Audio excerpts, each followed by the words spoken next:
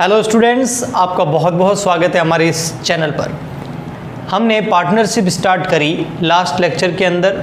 उसमें मैंने पार्टनरशिप साझेदारी के बारे में आपको बताया, यानी कि पार्टनरशिप के ऊपर जो एक्ट लगता है वो 1932 लगता है और उसकी डेफिनेशन सेक्शन 4 के अंदर दे रखी है।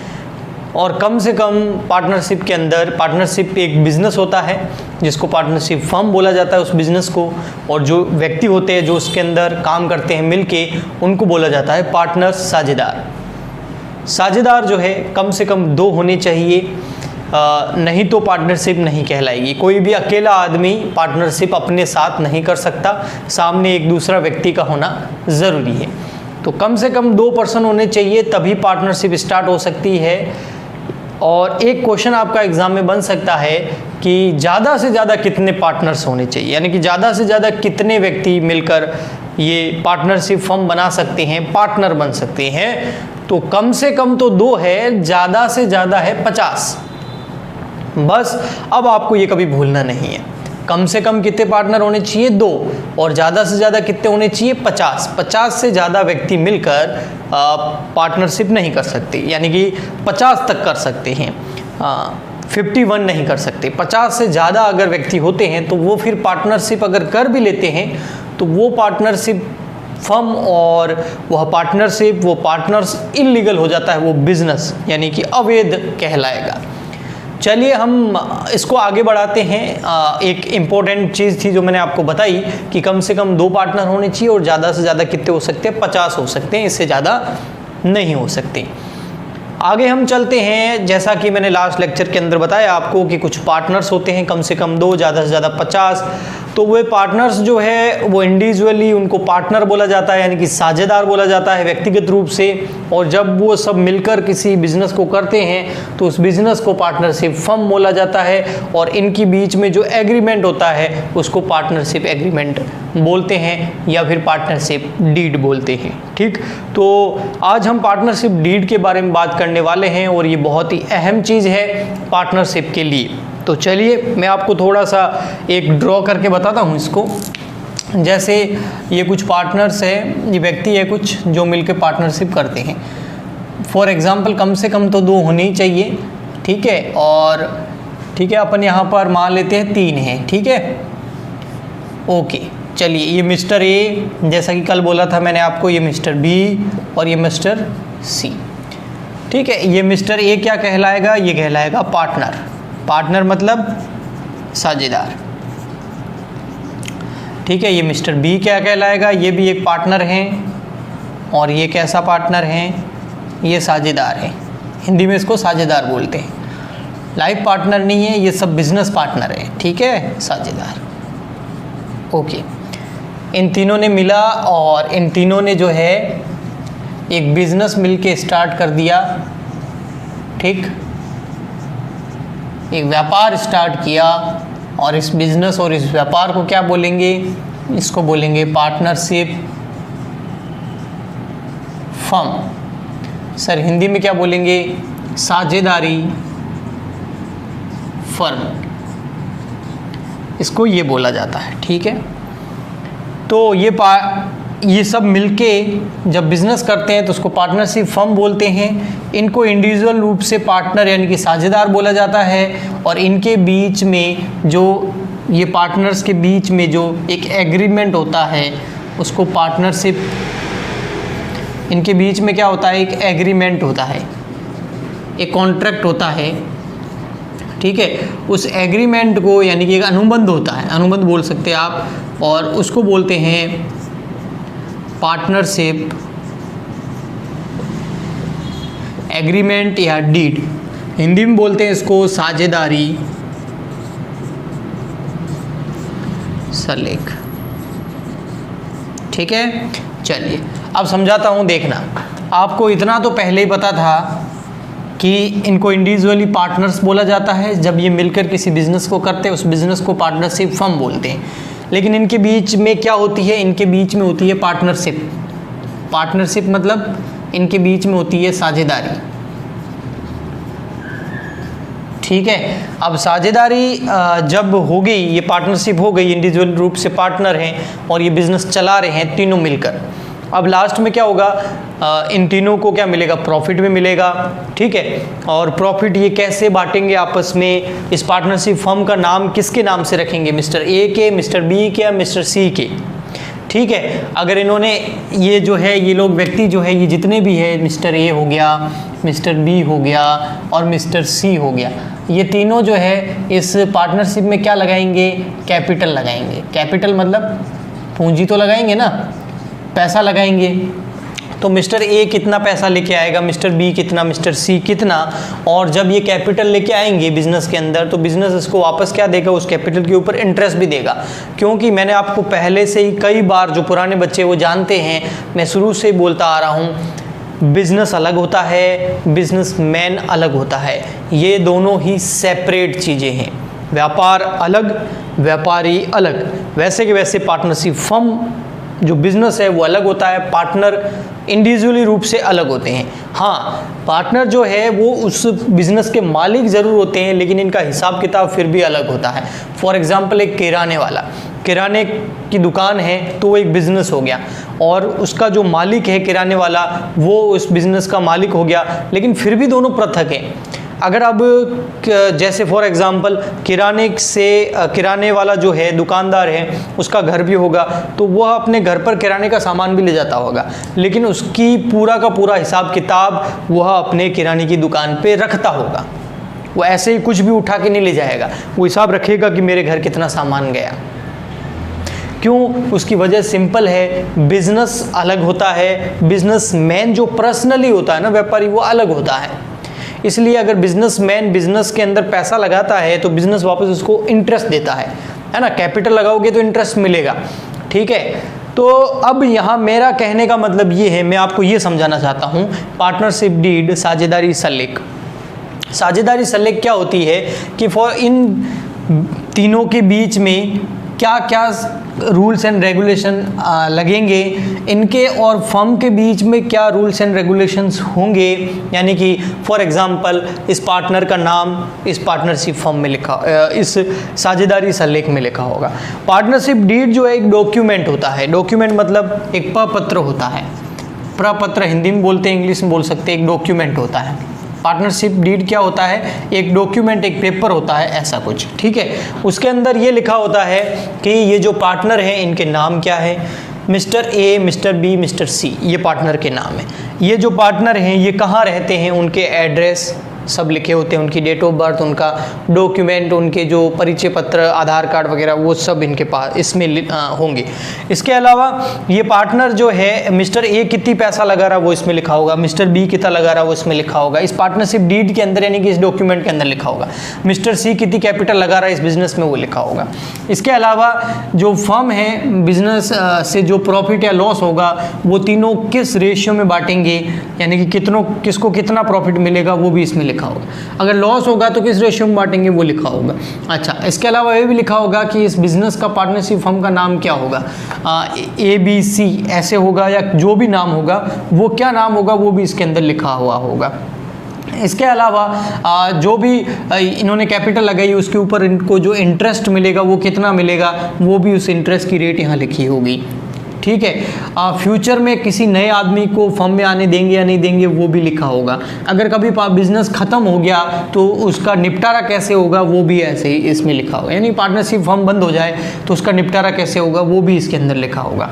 यानी कि इस बिज़नेस से रिलेटेड और इन पार्टनर्स से रिलेटेड जो है सारे रूल्स एंड रेगुलेशन, सारी चीज़ें इस पार्टनरशिप फर्म के इस डॉक्यूमेंट के अंदर, जिसको साझेदारी सल्लेख यानी कि पार्टनरशिप डीड बोलते हैं, उसके अंदर वो सब चीज़ें लिखी हुई होगी। आपको एक और चीज़ ये बता दूं कि पार्टनरशिप डीड ज़रूरी नहीं है लिखित में हो, है ना, रिटर्न में होना ज़रूरी नहीं है, ओरल भी हो सकती है, मौखिक भी हो सकती है। यानी कि सारे रूल्स एंड रेगुलेशन तीनों मिलकर जो बैठेंगे और एक दूसरे से डिस्कस भी कर सकते हैं, मौखिक रूप से भी हो सकती है, ओरल भी हो सकती है। लेकिन आप खुद सोचिए, इंसानी दिमाग है, इंसान का स्वभाव है भूलना, और फ्यूचर में जाके फिर झगड़े होना तय हैं। एक तो अगर पार्टनरशिप डीड नहीं है तो भी झगड़े होंगे, एक अगर पार्टनरशिप डीड जो है यानी कि ये साझेदारी सल्लेख, इनके बीच में जो भी रूल्स एंड रेगुलेशन लगने हैं, अगर वो मौखिक रूप से हो यानी कि ओरली बोल दिए जाए, तो फ्यूचर में झगड़े होने निश्चित हैं। वो आपस में लड़ने लग जाएंगे, कब ऐसा कब कहा, ऐसा कब कहा। तो इसीलिए जो है बेहतर यही रहता है कि ये पार्टनरशिप डीड यानी कि साझेदारी सल्ले की जो ये डॉक्यूमेंट्स है, जो इनके रूल्स एंड रेगुलेशन है, वो सब एक पेपर पे लिखे हुए होने चाहिए और उस पर तीनों साझेदारों के पार्टनर्स के साइन होते हैं। अब फ्यूचर में अगर इनके बीच में, इन पार्टनर्स के बीच में किसी भी चीज़ को लेकर कोई भी अगर झगड़ा हो जाए, कोई भी प्रॉब्लम हो जाए, तो ये आराम से बैठकर इस डीड को पढ़कर उस प्रॉब्लम का, उस चीज़ का समाधान निकाल सकते हैं।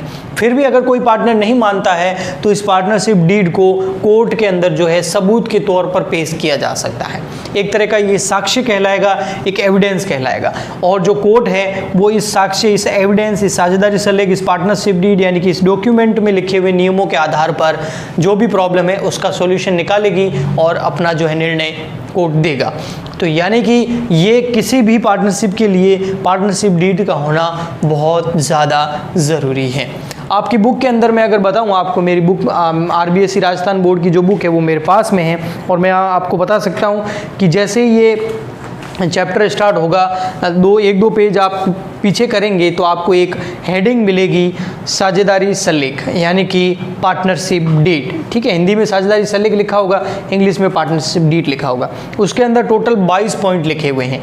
ये 22 पॉइंट क्या है? ये 22 पॉइंट जो है, जैसे फॉर एग्जांपल पहला है name of firm and address, मतलब फर्म का नाम और उसका पता। सेकंड है partners name and address. Third है नेचर ऑफ बिजनेस। तो ये ऐसे 22 पॉइंट्स लिखे हुए हैं।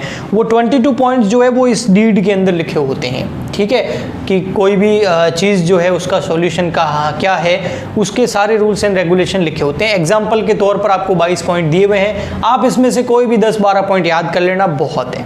ठीक, ये तो हो गया पार्टनरशिप डीड। ठीक है, यानी कि साझेदारी सल्लेख, और उसके बारे में आपको समझ में आ गया होगा। अगर फिर भी कुछ कन्फ्यूज़न है तो नीचे कमेंट करके ज़रूर बताइएगा।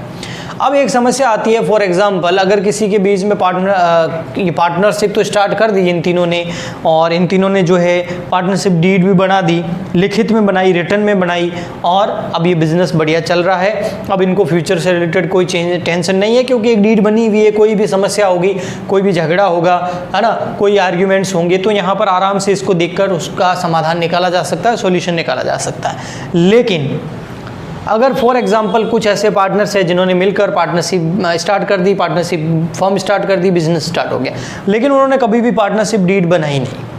अगर उन्होंने पार्टनरशिप डीड बनाई नहीं तो अब क्या करें? इस केस में क्या होगा कि अगर उनकी पार्टनरशिप डीड जो है वो बनी हुई नहीं हो, तो यहाँ पर अगर पार्टनरशिप डीड नहीं बनाई, यानी कि साझेदारी सल्लेख नहीं बनाया, आपने डॉक्यूमेंट तैयार किया ही नहीं, तो अब क्या करें? अब अगर झगड़े भी होंगे तो कोर्ट में जाएंगे झगड़े, है ना, वहाँ पर केस होगा, फिर कोर्ट में सुनवाई होगी। तो जो कोर्ट है, यानी जो जज साहब है, वो किस आधार पर डिसीजन देंगे?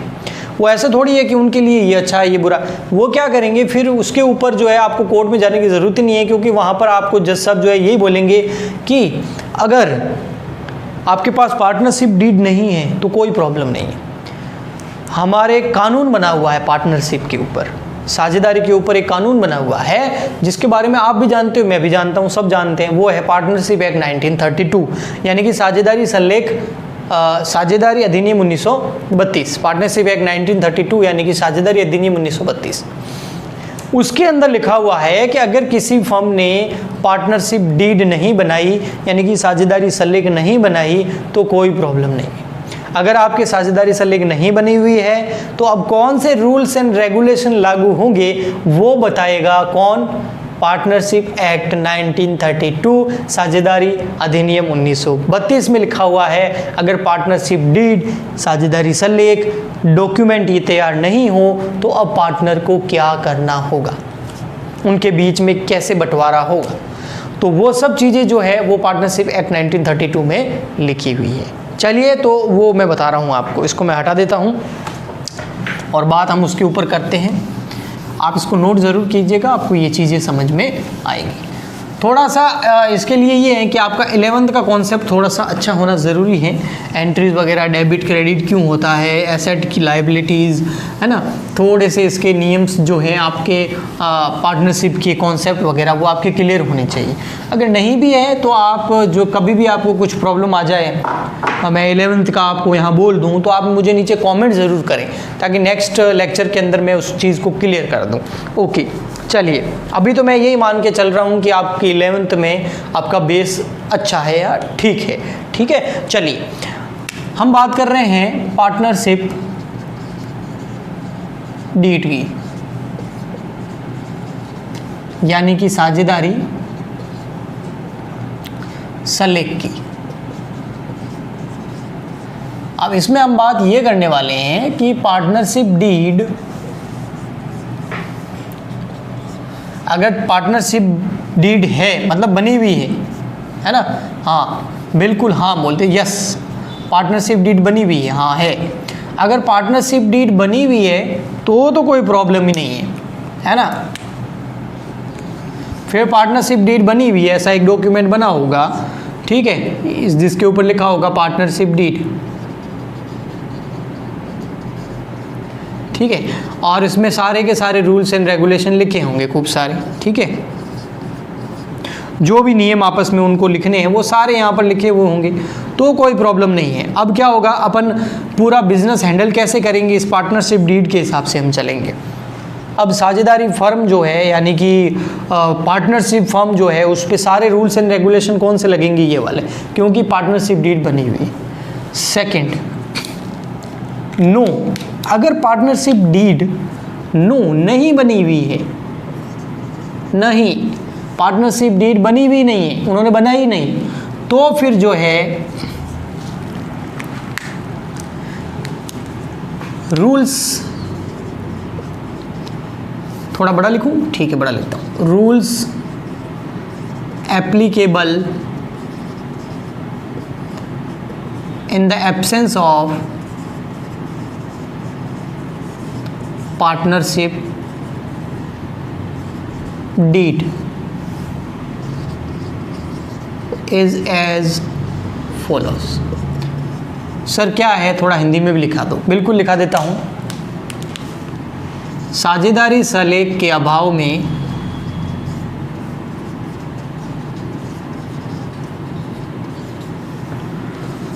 में लागू होने वाले नियम,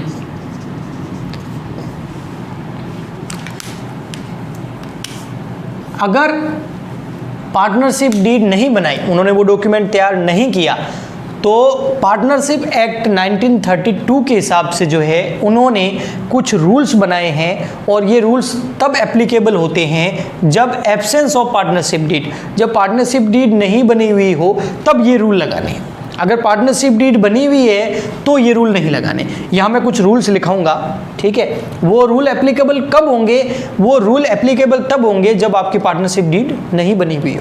अगर पार्टनरशिप डीड बनी हुई है तो ये वाले रूल जो यहाँ लिखाऊंगा वो एप्लीकेबल नहीं होंगे, फिर अपन पार्टनरशिप डीड के हिसाब से चलेंगे। तो साझेदारी सलेख के अभाव में, मतलब साझेदारी सलेख आपका बना हुआ नहीं है, उसके अभाव में लागू होने वाले कुछ रूल्स हैं। तो वो रूल्स क्या है, उसमें सबसे पहला, ठीक है, सबसे पहला है उसके अंदर profit distributed between partners. Profit हो सकता है, लॉस भी हो सकता है, प्रॉफिट एंड लॉस, P&L, ठीक है, profit and loss distributed between partners in equal ratio. Hindi में लिखा हूं, मतलब लाभ हानि बराबर अनुपात में बांटे जाएंगे। मतलब जो भी बिजनेस में चाहे प्रॉफिट हो चाहे लॉस हो, जितने भी पार्टनर हैं उनमें इक्वली डिस्ट्रीब्यूट होगा, यानी कि बराबर। सेकेंड पॉइंट, किसी भी पार्टनर को सैलरी पार्टनर जो होते हैं उन पार्टनर्स को सैलरी यानी कि वेतन, कमीशन, बोनस नहीं दिया जाएगा। देखो क्रॉस कर दिया। किसी भी पार्टनर को अगर वो फर्म में काम कर रहा है तो उसको सैलरी नहीं देंगे, कमीशन नहीं देंगे, बोनस नहीं देंगे। इन तीनों को मिला के एक चीज़ बोल सकते हैं, यानी कि किसी भी पार्टनर को हम रेम्यूनरेशन नहीं देंगे। रेम्यूनरेशन मतलब पारिश्रमिक, उसने मेहनत करी उसके बदले में कोई पारिश्रमिक नहीं देंगे। पारिश्रमिक मतलब प्रॉफिट तो देंगे, लेकिन सैलरी, कमीशन, बोनस, इन तीनों चीज़ों को रेम्यूनरेशन बोल सकते हैं, वो किसी भी पार्टनर को नहीं मिलेगा। ठीक, next third, interest on capital. जो पार्टनर ने कैपिटल लगाई है, पूंजी लगाई है, उस पूंजी पर, है ना, पूंजी पर ब्याज यानी कि इंटरेस्ट ऑन कैपिटल भी नहीं दिया जाएगा। क्रॉस का मतलब नहीं दिया जाएगा। प्रॉफिट एंड लॉस इक्वली बांटा जाएगा। पार्टनर को सैलरी, कमीशन, बोनस यानी कि रेम्यूनरेशन नहीं दिया जाएगा। इंटरेस्ट ऑन कैपिटल भी नहीं दिया जाएगा। फोर्थ, अगर किसी पार्टनर ने ड्राइंग करी है तो इंटरेस्ट ऑन ड्राइंग यानी कि आहरण पर ब्याज किसी भी पार्टनर से नहीं लिया जाएगा, क्योंकि ड्राइंग जब कोई पार्टनर पैसा निकाल के ड्राइंग करके जाएगा, ड्राइंग आप समझते हैं, आपने 11th क्लास में पढ़ा होगा, वरना नेक्स्ट लेक्चर के अंदर मैं इसके बारे में थोड़ा बता दूंगा। ड्राइंग अगर कोई पार्टनर करता है, आहरण करता है, तो फर्म उसको फिर ब्याज देती है, तो यहाँ पर नहीं देगी। क्यों नहीं देगी? क्योंकि पार्टनरशिप डीड नहीं बनी हुई है, और पार्टनरशिप डीड के अभाव में, एब्सेंस में जो रूल्स एप्लीकेबल होते हैं उसमें पहला है कि प्रॉफिट एंड लॉस बराबर बांटेंगे, दूसरा है पार्टनर को सैलरी, कमीशन, रेम्यूनरेशन यानी कि बोनस नहीं देंगे, और पार्टनर को इंटरेस्ट ऑन कैपिटल नहीं देंगे, पार्टनर से इंटरेस्ट ऑन ड्राइंग नहीं लेंगे, और लास्ट में अगर किसी पार्टनर से लोन लिया है ना, इंटरेस्ट ऑन पार्टनर्स लोन, है ना, साझेदार के ऋण पर ब्याज। अगर कोई पार्टनर है जिससे फर्म ने लोन ले लिया है, कैपिटल तो लगाई, उसके अलावा अलग से लोन ले लिया है, तो उस पार्टनर, जिस पार्टनर से फर्म ने लोन लिया है, उसको क्या देना पड़ेगा? इंटरेस्ट। तो वो इंटरेस्ट, लोन पर इंटरेस्ट कितना है? वो लोन पर इंटरेस्ट जो है वो 6% है।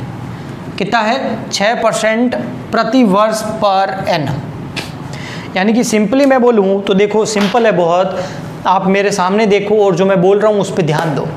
अगर पार्टनरशिप डीड बनी हुई है तो उसके रूल्स एंड रेगुलेशन अप्लाई हो जाएंगे। अगर पार्टनरशिप डीड नहीं बनी हुई है, साझेदारी सलेख नहीं बना हुआ, तो उसके अभाव में, उसके एब्सेंस में जो नियम यानी कि रूल एप्लीकेबल होंगे, उसमें पहला रूल है प्रॉफिट एंड लॉस इक्वली बांटा जाएगा। दूसरा है कि किसी भी पार्टनर को सैलरी, बोनस, कमीशन यानी कि रेम्यूनरेशन नहीं मिलेगा। तीसरा है कि किसी भी पार्टनर को इंटरेस्ट ऑन कैपिटल नहीं दिया जाएगा। चौथा है कि किसी भी पार्टनर से इंटरेस्ट ऑन ड्राइंग नहीं लिया जाएगा। और पांचवा है, अगर किसी पार्टनर से लोन लिया है तो उसको इंटरेस्ट जो दिया जाएगा वो 6% पर एनम दिया जाएगा। ये रेट फिक्स है। लेकिन ये कब लगेंगे? जब पार्टनरशिप डीड नहीं बनी हुई हो। अगर पार्टनरशिप डीड बनी हुई है तो फिर ये रूल्स जो उस डीड में, जो उस डॉक्यूमेंट में लिखे होंगे, वो रूल एप्लीकेबल होंगे। तो आई होप आपको बहुत अच्छे से समझ में आ गया होगा। और मैं आपको बता दूं, ये है,